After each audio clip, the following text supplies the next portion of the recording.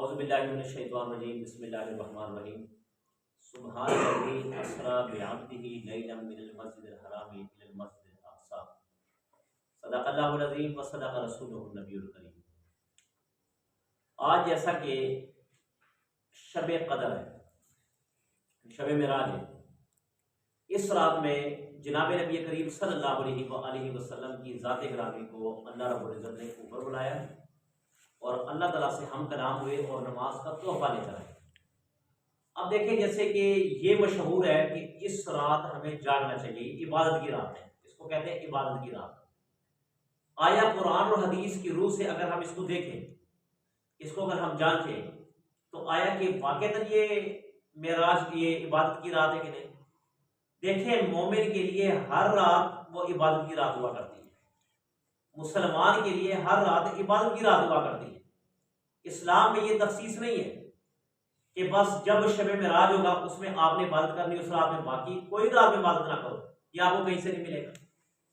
ہر رات شب معراج ہے، کیونکہ ہمارے حضور پاک صلی اللہ علیہ وسلم نے فرمایا کہ اللہ کے قریب ہو جو ذکر کر کے، نماز پڑھ کے، قرآن پڑھ کے، اور اللہ کے نبی نے یہ فرمایا کہ میری سنتوں پہ عمل کرو۔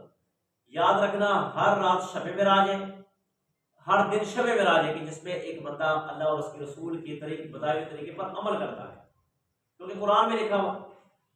اور اگر آپ یوں کہو گے کہ بس ایک رات کو آپ محسوس کر لو گے تو ہماری مشابہت عیسائیوں کے ساتھ ہو جائے گی، کیونکہ عیسائیوں نے پورے دنوں میں سے ایک دن لیا ہوتا ہے، ایک دن، اس دن میں وہ عبادت کر لیتے ہیں۔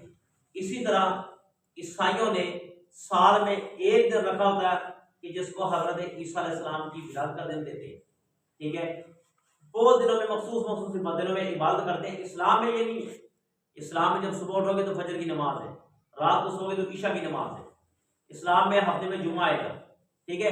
یہ چیزیں مقرر کر دی رکھتی ہے، لہٰذا یہ نہیں۔ اور دوسری بات ہے، یاد رکھنا اس بندے کی شب معراج کی رات میں جاگنے کا کوئی فائدہ نہیں ہے کہ جو رات بھر میں عبادت کرتے ہیں اور صبح کی فجر کی نماز سے چھوڑ جائے۔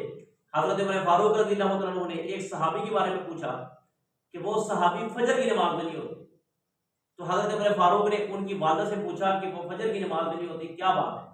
انہوں نے کہا کہ میرا بیٹا پوری رات عبادت کرتا رہتا ہے، تہجد پڑھتا ہے، قرآن پڑھتا ہے، ذکر اذکار کرتا ہے، نبی پاک صلی اللہ علیہ وسلم پر درود شریف پڑھتا ہے، اس لیے کہ جب فجر کا وقت آتا ہے تو اس کی آنکھ لگ جاتی ہے۔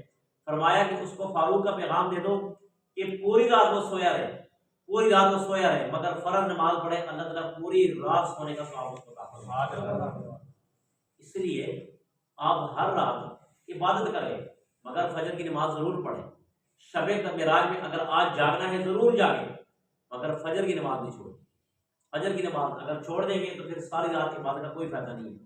اور یاد رکھنا حدیث پاک میں آتا ہے کہ جو بندہ فجر کی نماز باجماعت پڑھ کے سو جائے اور صبح باجماعت آ کر نماز پڑھ لے تو اس بندے کی ساری رات کی سوئی ہوئی اللہ تعالیٰ عبادت میں لکھ دیتے ہیں۔